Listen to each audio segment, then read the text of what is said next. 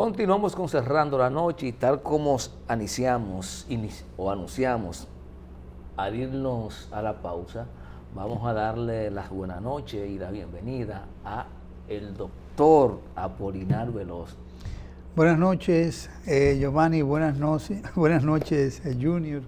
Gracias por la invitación y estoy a su disposición. Contento, doctor, que esté con nosotros aquí para hablar de un tema tan interesante como es el tema económico, todo lo que tiene que ver con materia impositiva, presupuesto, ITEVIS y demás, que preocupa tanto a los dominicanos, ya que va directamente al bolsillo.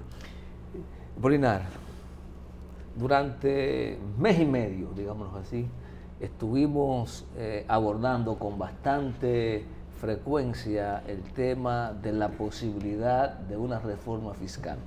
Es más, los técnicos del gobierno prepararon más de un anteproyecto en esa dirección. En ese interín llega la fecha límite para someter el proyecto de ley de ingresos y gastos públicos. De hecho, el primero del mes pasado fue sometido a las cámaras legislativas. El presidente de una de las cámaras, de la Cámara Baja en este caso, Alfredo Pacheco, dice que ese presupuesto no se puede trabajar porque hay un tema de una reforma pendiente. Y a partir de ahí, no sé qué está pasando con Pacheco, más que subir el tema se fue desinflando, al punto que el presidente sorprende al país en una locución bastante breve, diciendo que no habrá reforma tributaria, bajo la premisa de que las cosas van muy bien y que el gobierno está teniendo significativos ahorros y está manejando la cosa pública de manera correcta. Básicamente, en eso se reduce el discurso del presidente Apolinar. ¿Estoy equivocado? Yo creo que hay algo más. ¿Hay algo más? Sí, hay algo más, porque el presidente planteó en su discurso que no era necesario, que no era necesaria la reforma fiscal, y hay que insistir en que la reforma fiscal es necesaria, por dos razones. Una por el lado de los ingresos y otra por el lado del gasto.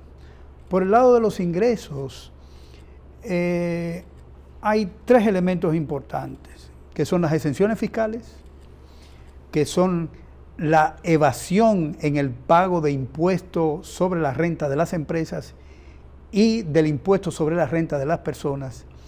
Y por el lado del gasto, entonces están las transferencias a las empresas y está también el gasto tributario, que son elementos importantes que necesariamente tienen que tomarse en consideración. Entonces, decir que no va a haber reforma fiscal es decir que el problema fiscal se arregló. Y el problema fiscal no se arregla solo, el problema fiscal hay que arreglarlo. ¿Cuál es el problema fiscal?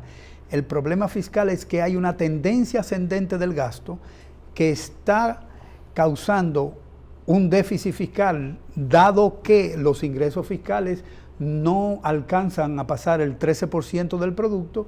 Sin embargo, el gasto público sobrepasa por mucho, con varios puntos porcentuales, ese nivel de ingreso. De tal manera que se plantea de manera permanente un déficit fiscal y ese déficit fiscal hay que financiarlo. Y como no se había hecho la reforma fiscal que está contenida en la Estrategia Nacional de Desarrollo, lo que ha hecho el gobierno es endeudarse internamente y externamente. Entonces, el problema yo no lo veo tanto desde el punto de vista de la deuda interna, pero sí de la deuda externa, porque es una deuda que se hace en dólares y la República Dominicana produce muy pocos dólares. Es decir, acordémonos que la balanza comercial tiene un déficit de aproximadamente unos 10.000 millones, es decir, que 11.000 son de 20.000 son de importaciones y alrededor de 9.000 son de exportaciones. Y eso impide, digamos, cubrir de manera segura lo que significa el endeudamiento público externo. El Banco Central puede decir, no, pero las remesas de los dominicanos dicen que llegan a 8.000, 9.000 millones de dólares al año. Si esa es la cantidad que efectivamente llega, eso ayudaría a corregir el déficit. Pero corregido el déficit, más la inversión extranjera, entonces ¿qué queda para cubrir las necesidades de dólares de la deuda pública, por ejemplo. ¿Cómo lo cubrimos? Si lo que tenemos, la generación de dólares que tenemos, la pagamos para cubrir el déficit de la balanza corriente, entonces para pagar las otras necesidades en dólares que tiene la República Dominicana. Entonces, el objetivo del gobierno, que no lo ha dicho todavía, es estabilizar la deuda. Y estabilizar la deuda significa reducir el déficit fiscal. Y hay que tener un déficit fiscal que sea, digamos, calculado de tal manera que permita que la política fiscal sea uno de los elementos que coadyuve al crecimiento de la economía dominicana. Pero, Apolinar, toda acción trae una reacción, es un principio básico. Entonces ya tú nos dices, hay necesidad de una reforma. El presidente dice, no voy a reformar ahora. Yo creo que sería interesante saber, según tu expertise, ¿por qué no ocurrió la reforma en este momento si es necesaria? ¿Porque iba a afectar a lo que siempre ha afectado o porque había alguna propuesta tendente a corregir muchas de las distorsiones que ha planteado? Hay una propuesta de la población que se llama movimiento fiscal. El movimiento fiscal ha hecho una propuesta. Y la propuesta que está haciendo es eliminar todos aquellos elementos impositivos que significa, digamos, que algunos sectores de la economía no contribuyan con su responsabilidad fiscal para el crecimiento económico dominicano. Y te voy a dar datos. Por ejemplo, el impuesto sobre la renta que evaden las empresas es de 152.816 millones para el año del 2017. No tengo datos para años recientes, ¿está bien? Porque ese fue un estudio que hizo la Dirección General de Impuestos Internos. El impuesto sobre la renta sobre las personas, hay una evasión de 60.819 millones de pesos. Pero te digo más todavía. Cuando hablamos de exenciones fiscales, las exenciones fiscales a las empresas son de 27.562 millones. A los hidrocarburos hay exenciones de 16.017 millones. Al ITEVIS, 118.312 millones. Al arancel, 12.767 millones. El impuesto selectivo al consumo, hay unos 37.308 millones, y de los impuestos a los bienes y licencias del gobierno son 4.909 millones. Todo eso suma 217.487 millones de pesos. Entonces, pero eso no solamente es lo importante, sino que además el gobierno hace transferencia a las empresas por 108.796 millones. Cuando hablo de que hace transferencia, explícanos esa partida. Esa partida está en el presupuesto, en la ejecución presupuestaria a octubre de este año. A octubre de este año, el gobierno transfirió a las empresas, no lo dice el presupuesto, concepto? No lo dice el presupuesto, porque el presupuesto... ¿Cuáles empresas? ¿La empresa privada o la empresa pública? Empresas privadas, ¿no? Empresas privadas, no públicas, privadas, 108.796 millones. Eso está en la ejecución presupuestaria de esta administración. Eso no tiene que ver con el gasto tributario. Eso es una transferencia directa. Aparte, o sea, porque el gasto tributario del gasto tributario son, como ya te dije, 217.000 millones. A esos 217.000 millones tú le tienes que aumentar los 108.000 millones que te acabo de decir. Y además de eso, cuando tú totalizas todas esas partidas que yo he enumerado, estamos hablando de que el gobierno deja de recibir ingresos de las empresas, de las personas jurídicas, del ITEVIS, del arancel, etcétera, ¿no? Además de las transferencias que directamente hacia las empresas. Todo eso suma 539.000 millones. ¿Quiénes estaban al año? ¿Quiénes estaban fundamentalmente obligados a sacar de su bolsillo dinero para cumplir con esas obligaciones tributarias? El sector privado.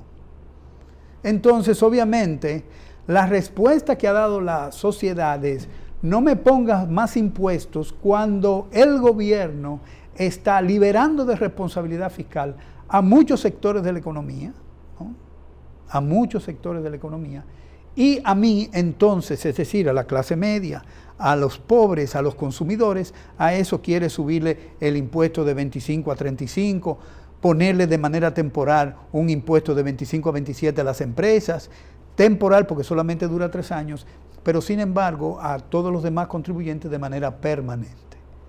Y evidentemente los que iban a salir perdiendo en esa reforma tributaria que está planteando la sociedad civil, evidentemente que iba a ser el sector privado. Don Apolinar, esa no es la que se iba a implementar, Apolinar. La del gobierno no era esa. La del gobierno no era esa, pero recibe la respuesta de la sociedad de que esa no es la reforma fiscal, de que tiene que reducir todas aquellas exenciones. No podemos seguir dándole beneficios, transfiriendo recursos de la sociedad, es decir, de la clase media y de los pobres, de los consumidores, que son los que más pagan impuestos tributarios, para darle transferencia a las empresas privadas. Entonces, lo que hizo el presidente no fue necesariamente decir no hay reforma porque estamos bien, sino un acto de olfato político para evitar consecuencias inmediatas. Se pudiera ver desde ese punto de vista, pero yo prefiero analizarlo desde otra perspectiva. ¿Cuál era la otra perspectiva? La otra perspectiva es, no voy a hacer la reforma fiscal, porque si la hago, puedo tener una, digamos, sociedad convulsa que no me conviene para mis planes de reelección. Tan sencillamente como eso. ¿Y por qué no era conveniente? Porque ellos habían visto cuál había sido la respuesta que recibió el gobierno de Colombia cuando puso su paquete fiscal en funcionamiento. Ellos no quieren ver eso. Pero al mismo tiempo que ellos están viendo esa ventaja, la sociedad ha visto también como ventaja el hecho de aprovechar este momento para solicitarle al gobierno que todas las ventajas fiscales que tiene el sector privado sean eliminadas y que vamos todos a contribuir como sociedad al crecimiento económico a través de cumplir con las obligaciones fiscales que tiene cada persona, o sea, que tiene la familia, que tienen los empresarios, que tiene todo, las empresas, etcétera. Es decir, que vamos todos a tirar al mismo tiempo y con las mismas ganas de lo que es una reforma fiscal que sea conveniente para todos, no para solo un grupo, que ya por décadas viene recibiendo los mismos incentivos, supuestamente para ganar competitividad frente a la oferta internacional.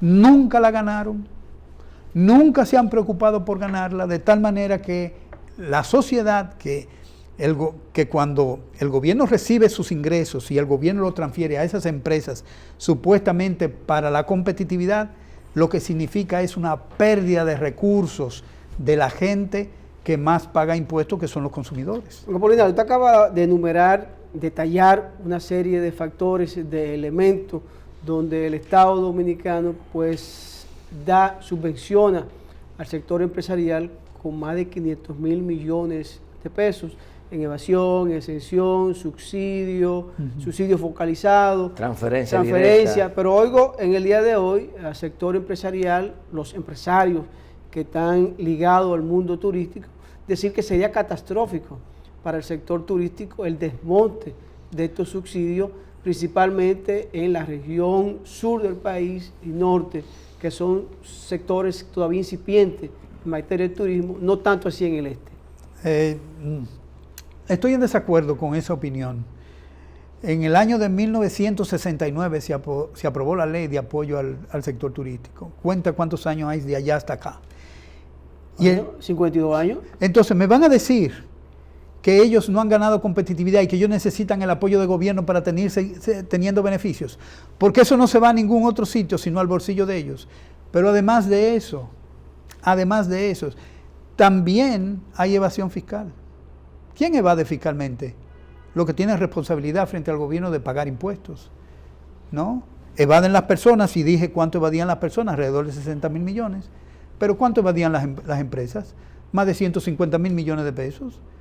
Pero entonces, esos dos elementos, tanto a las personas físicas como las jurídicas, no pueden darse las exenciones, porque esa es una burla para el resto de la economía, para el resto de los pagadores de impuestos, ¿no? Además, la reforma fiscal tiene que ser progresiva. La reforma fiscal justamente tiene que alcanzar a aquellos sectores que tienen mayores ingresos, no a los sectores que por la facilidad que implica ponerle un impuesto al consumo están ahí a merced del gobierno para aumentar los impuestos. Y el tema de las exenciones, Apolinar, el problema no es que sean malas per se, posiblemente equivocado. A mí me parece que aquí hay un tema de fiscalización y de contraprestación de servicios, a cambio de que los pobres van a financiar las empresas ricas. ¿A cambio de qué? A cambio ¿Y cómo el Estado va a fiscalizar que eso no vaya a las cuentas privadas como ocurre de cada uno de los accionistas de la empresa? Estoy de acuerdo contigo, Junior. Yo entiendo que esas leyes no hacían ningún tipo de exigencia de productividad a las empresas, ni de innovación. Eso no se le exigía. Sencillamente se le entregaba el dinero. Pero ¿a dónde va ese dinero? Ese dinero no va, obviamente, a cubrir ningún tipo de inversión en innovación, inversión en tecnología nueva, mejoramiento de salario. No va ahí, va al beneficio. Esos son beneficios. Entonces, obviamente, lo que ha habido, esos beneficios son parte de la transferencia que hace la sociedad que mayormente paga los impuestos a los empresarios, que tienen empresas que evaden el ITEVIS, que evaden el impuesto sobre la renta, y además de eso, que utilizan paraísos fiscales para no pagar impuestos en la República Dominicana. Entonces, la desigualdad, la inequidad que existe en la política fiscal, evidentemente que necesita de una reforma profunda, ¿no? No es posible que estemos pagando, por ejemplo, de la deuda pública solamente en intereses alrededor del 22% de los gastos corrientes. 22% de los gastos corrientes, ¿no? Y estamos hablando de ¿cuánto? De 795 mil millones de pesos de gasto corriente, de gasto total, y aproximadamente como 570 mil millones de gasto corriente. No es posible de eso pagar 22%. ¿Por qué? Porque cuando pago 22% a los que tienen, a los tenedores de deuda externa, esos se llevan su dinero para afuera. Eso no tiene ningún efecto sobre la economía dominicana. Y el efecto positivo que podría tener el aumento del gasto público si ese dinero se gastase aquí, fuese diferente. Tiene que comprar dólares para que ellos se lo lleven. Para que ellos se lo lleven, ¿no? No, garantizarle un tipo de cambio fijo. Que usualmente mayor al del mercado, ¿verdad? No, es un tipo de cambio. Varía. No, es un tipo de cambio que ha sido, digamos, que ha tendido a dar mayor valor al peso dominicano cuando este no lo tiene. Y eso lo que significa es dólares más baratos para quienes quieren sacar su dinero. Tanto que hablan de Chile, que es el ejemplo de las políticas neoliberales, al principio de la privatización, Chile cerró su cuenta corriente y dice: aquí nadie me saca un dólar del país. Le protestó el Fondo Monetario Internacional y le dijo: no, Fondo Monetario Internacional, este es mi país. Tú me recomiendas, yo acepto si quiero, ¿no? Está bien. Entonces, esas son las diferencias de hacer una política pública con responsabilidad social y hacer una política pública sencillamente para la complacencia de los oídos de la gente que consume la propaganda de las instituciones del gobierno, que dicho sea de paso, están gastando, el DICON gasta 400 millones para que lo asesoren en materia de publicidad o de comunicación, y de la misma manera lo hace el Ministerio de Hacienda con 30 millones. El gobierno debe poner anuncios en la prensa que sean de utilidad pública.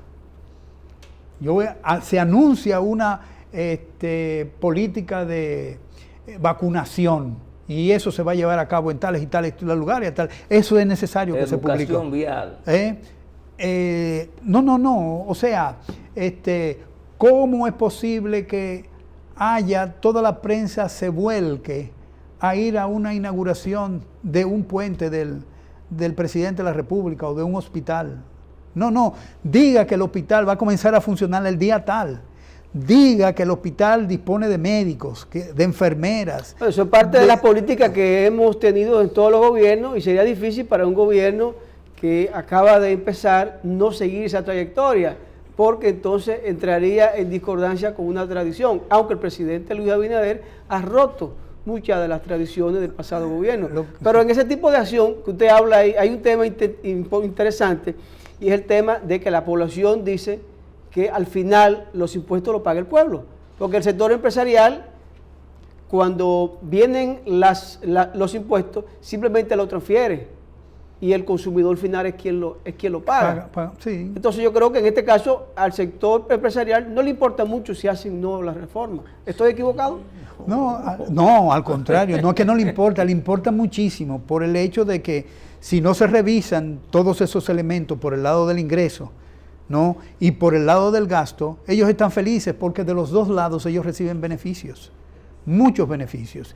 Y por esa razón entiendo que el presidente, que es el sector privado es quien define la política pública de este gobierno. O sea, es un gobierno que... ¿De este gobierno o de todos los gobiernos? No. De todos los gobiernos. Voy a hacer una corrección. Hay individuos que habían perseguido que las políticas públicas respondieran a lo que eran los intereses privados. Y tú tenías una serie de economistas que eran lobistas del sector privado en el sector público. Ahora es diferente. Y es diferente porque las políticas públicas las hace el sector privado desde el gobierno. O sea, Macarrulla es un ejemplo de ello, Celso Marrancini en la dirección del gabinete eléctrico, Celso Marrancini de nueva cuenta en el fideicomiso de Punta Catalina, y todas las decisiones que se hacen en ese sector, evidentemente que son, digeridas y sugeridas por el sector privado. Lo mismo ocurre en el sector salud, lo mismo ocurre en el sector educación. O sea, el sector educación gasta para comprarles computadoras, libros al sector privado. Y asesoría. Asesoría y formación de los recursos humanos y los maestros, sí, que tienen que pagarla. Bueno, formación no, porque acordémonos que si se le dieron esa formación no funcionó, porque de 20.000 que aprueben solamente 538 profesores es un fracaso. Entonces, el gasto público ha sido ideado por los empresarios privados como una fuente de beneficios, no de que el gobierno tiene una responsabilidad, pública, de dar un servicio de educación de calidad, de salud, de seguridad ciudadana, de, conducción en las vías públicas y todo eso. No, eso no es lo que entiende. Lo que entiende el sector privado es que a través de esos servicios ellos deben hacer negocios y lo están haciendo. Por ejemplo, espero que el gobierno lo escuche, Ramón Alburquerque acaba de pedir que se haga una auditoría de la compra de las vacunas. ¿A quiénes se le compra la vacuna? ¿Cuánto se pagan por ella? ¿Quiénes son las empresas que participan? ¿A dónde se le deposita el dinero? Todo eso es importante. Pero lo tenemos, en lugar de tener transparencia en la ejecución de políticas públicas, lo que tenemos es opacidad. Cuando el gobierno había anunciado que era el gobierno del cambio, el gobierno de la transparencia, se puede decir hoy a 14 meses que este gobierno es el gobierno de la opacidad y es el gobierno que todavía no conocemos que se haya planteado en la prensa algún caso de corrupción de este gobierno, a pesar de que hay una serie de rumores que circulan por ahí que dicen que hay algunos ministerios en los que ya hay corrupción. Doctor Apolinar, tenemos que irnos a una pausa. Con su permiso, vamos allí y volvemos en breve. Señores, conversamos con el doctor Apolinar Veloz, economista, con quien estamos debatiendo estos temas tan interesantes de reforma fiscal, impuestos tributarios Vamos a la pausa y volvemos con él en breve.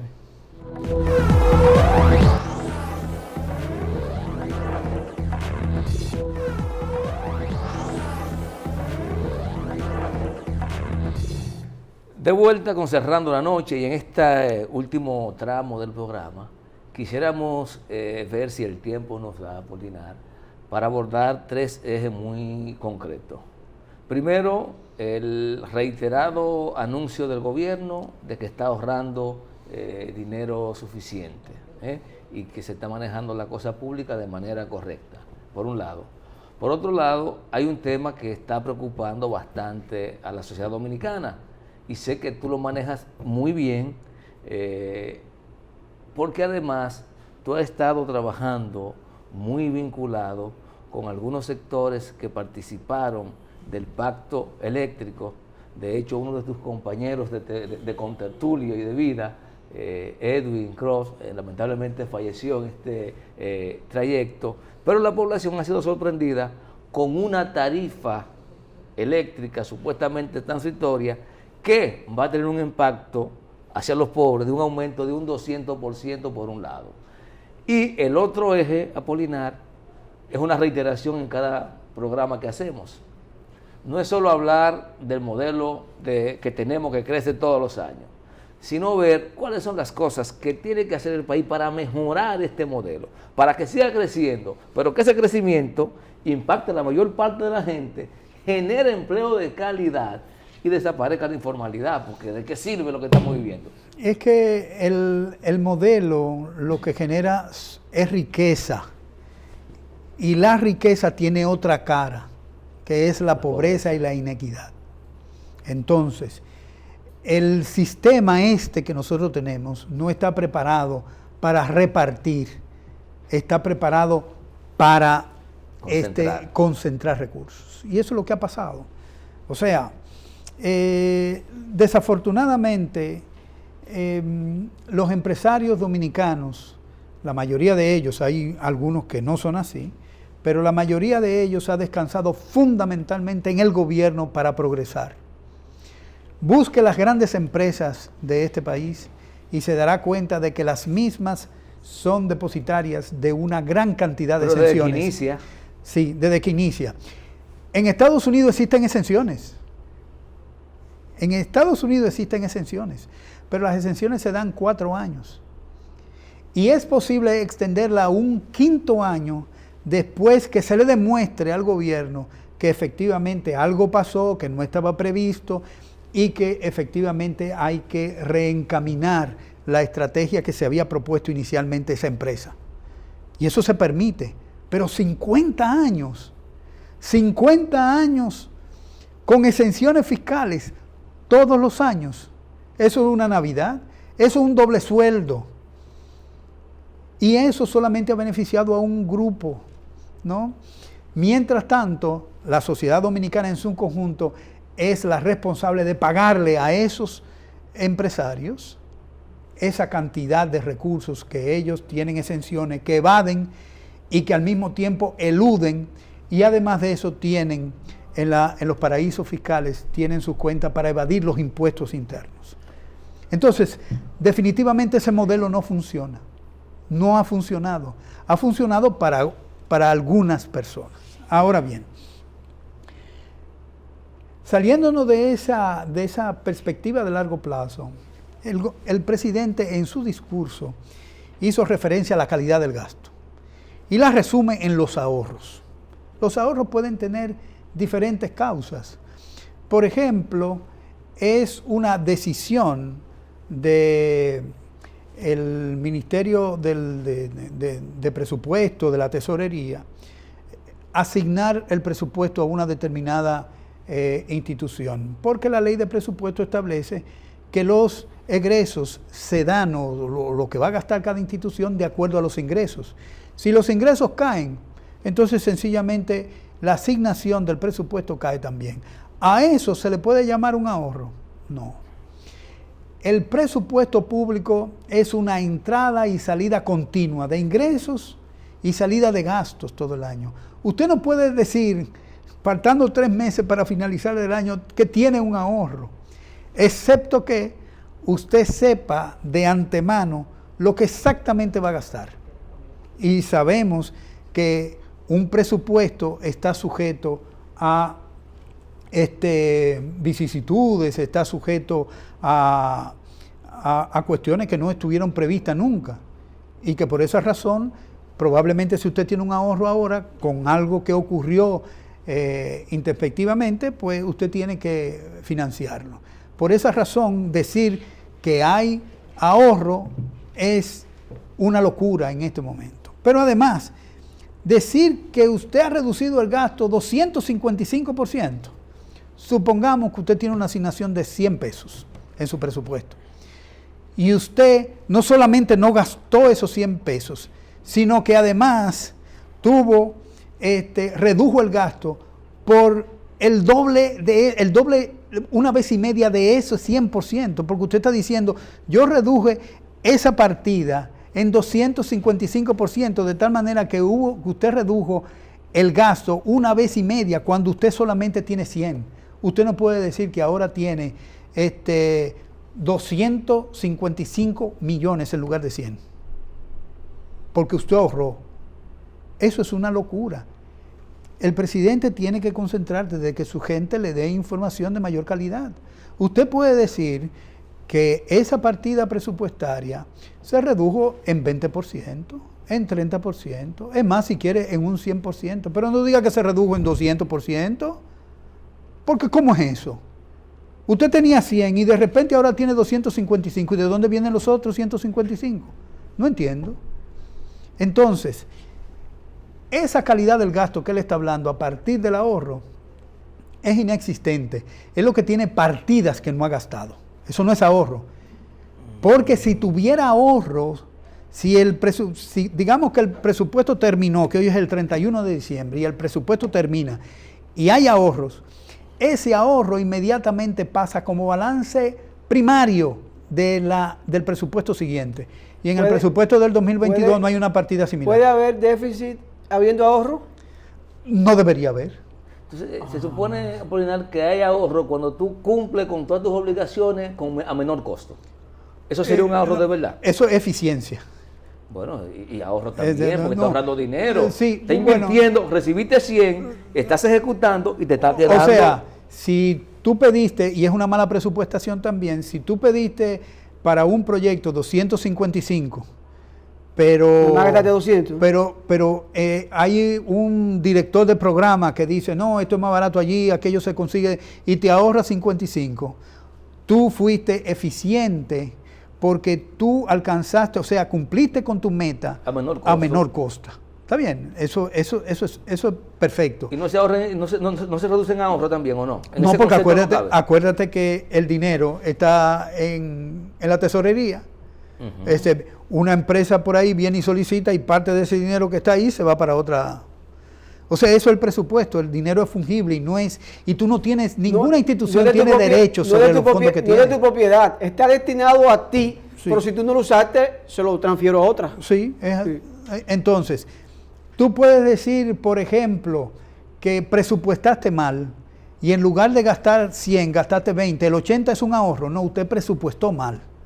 Entonces, esas son las diferencias que no hace la Dirección General de Presupuesto. Pero vamos con la tarifa eléctrica, don Apolinar, porque es un tema que nos gustaría que usted pues lo debata, porque la verdad es que la población, ya muchos de los dominicanos han comenzado a recibir una factura mucho más cara. ¿Cuál será el impacto que va a tener este aumento de la tarifa eléctrica a las familias, a los hogares dominicanos?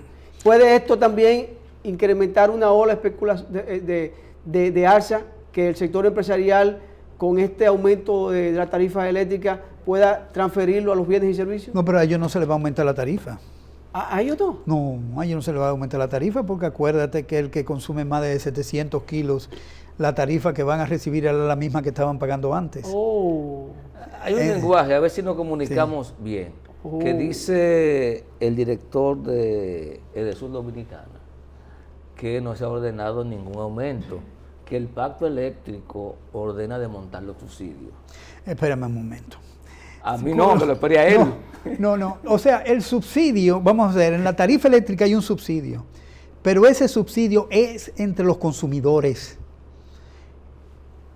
subsidia el que más paga al que menos tiene en la tarifa eléctrica. O sea, ese subsidio no viene del gobierno. ¿Es progresivo? No. O sea, si tú gastas más de 700 kilos, tú parte de lo que estás pagando se lo transfieren a gente que consume de 0 a 300, de 300 a 400. Perfecto. Se lo pasan a esa gente. Hay unas proporciones en las que se le pasa. Pero no hay un subsidio del gobierno para la tarifa eléctrica, que eso quede claro. No, Apolinar, no me lleve tan rápido. Sí. Porque aquí lo que se nos ha dicho es que el gobierno se mete la mano en los bolsillos para subsidiarte la factura eléctrica a ti y a mí. No, eso es lo que no. El subsidio, ¿No es eso que te han dicho? Sí, eso es lo que me han dicho. El subsidio que hace el gobierno es para cubrir las pérdidas no técnicas, es decir, que usted no sabe qué es. Hay 23% de pérdidas que no son técnicas y hay 13% que son técnicas. ¿Está bien? Ese 13% se sabe qué es y el gobierno la paga. Pero hay un 23% que no se sabe qué es y el gobierno la paga religiosamente también. ¿A dónde va ese dinero? ¿Quién auditó esas pérdidas? ¿Cuáles son esas pérdidas? ¿Cómo se producen? ¿Dónde están? No se sabe. No se sabe. Y yo entiendo que al final de cuentas quien se queda con ese dinero son los generadores de electricidad, porque ellos no pierden. Entonces, la tarifa... ¿A ellos se le está desmontando las exenciones que se le da para combustible? No, esas están ahí contenidas. Claro, no se le está... Ahí no se está desmontando. No se está desmontando. Y eso significa que cobrando la energía eléctrica como ellos la cobran, ¿no? Efectivamente... ¿Tienen que tener beneficios? Beneficios, pero muchos. Pero adicionalmente a eso tienen una exención. Por eso es que este sistema es completamente injusto. O sea, el gobierno le da dinero a quien no paga sus impuestos y a quien los evade y a quien los elude, ¿no? Y entonces le pone impuestos a quien religiosamente lo paga, que son los consumidores y las familias. Allá lo que vemos todos los años, y es que las familias pobres van a hacer una fila a la Máximo Gómez número 25, van a la Avenida Independencia, van al Plan Social de la Presidencia a hacer una fila, vemos pobres, ancianos, para que le entreguen una canastica, para que le entreguen un bono, y veo a sectores empresariales que dicen, pero el dominicano sí pide, la gente sí pide, la gente sí le gusta que le dé, pero el sector empresarial que más le dan y no se queja. No, se está quejando ahora para que no se lo quiten. ¿El que más le dan? Entonces, ese 200% en el aumento de la tarifa eléctrica, lo que consumimos de 300 para abajo, de 700... O sea, lo que va, de 0 a 100 pagan 4,44 por kilowatt hora. Ajá. ¿No? Y de ahí va subiendo, o sea, de 300 a 350, etcétera, va subiendo hasta que llega el kilowatt hora a 11.04 centavos. A partir de ahora, con ese aumento? Con ese aumento, se supone que en este primer aumento, tú vas a pagar, según lo que se publicó, alrededor del 5% de lo que pagan de 0 a 300, ¿no? Pero el último, el que consume más de 700, 0.24% 11 pesos el kilo. Es lo que va a subir, 0.24%. Los otros pagan 5%, lo que menos consumen. Y lo que más consumen va a pagar menos de 1. Lo que menos consumen individual, porque cuando tú sumas el universo son los que más consumen. Son los que más consumen, sí. 90% de la factura eléctrica la pagan esa gente. Es la gente que menos consume. Bueno, entonces, es claro.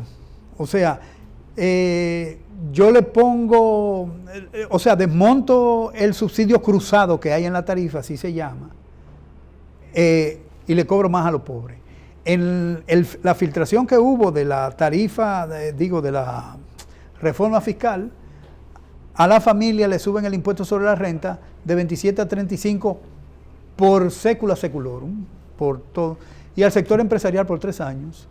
O sea, que está muy claro que la reforma fiscal y las intenciones del gobierno son sencillamente afectar a los que siempre han sido afectados por los impuestos, pero no aquellos que han disfrutado de exenciones, de evasión, de elusión y de paraísos fiscales para no tener ningún tipo de responsabilidad fiscal, ni ningún tipo de responsabilidad frente al financiamiento del desarrollo y del crecimiento económico dominicano. Apolinar, yo sé que tú, al igual que todos, estamos de acuerdo con que se regulen debidamente el tema de las exenciones fiscales, el famoso gasto tributario. Pero parece que en el Senado, unos 27 o 28 senadores 29. Cogieron un pique y dijeron, si no es con nosotros, no es con nadie. Y nosotros estamos o no está nadie. ¿Cómo tú ves ese proyecto? ¿Hay sinceridad ahí? No, pero por supuesto que no. Yo pienso que los senadores están dando una respuesta justamente al hecho de que la ciudadanía está pidiendo que se le eliminen todos los privilegios que ellos tienen, ¿no? Y sencillamente para forzar al gobierno a que tome una decisión, toma esa decisión eliminando las exenciones fiscales, que yo lo veo bien, ¿no? Y al mismo tiempo creando una, digamos, desavenencia social entre aquellos que quieren que efectivamente se eliminen las exenciones fiscales y los empresarios que obviamente no quieren que se eliminen y que forman parte del gobierno y que hacen políticas públicas. Entonces, ellos plantean una situación que se le puede salir de las manos, porque aquí la población sabe que si a ellos no le pueden pedir un peso más de impuestos, si lo que evaden, eluden y tienen cuenta en paraísos fiscales, no pagan su proporción de impuestos para financiar el desarrollo económico dominicano. Don Apolinar, excelente. Conversar con ustedes siempre es grato y sé que es edificante para los amigos televidentes, pero ya tenemos que concluir por la noche de hoy. Muchas gracias y que pasen buenas noches entonces.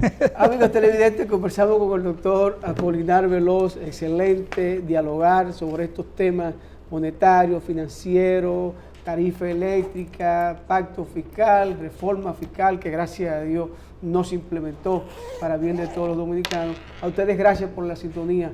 Este equipo encabezado por Junior Espinosa y quien les habla, Giovanni Almonte. Nos despedimos y hasta mañana.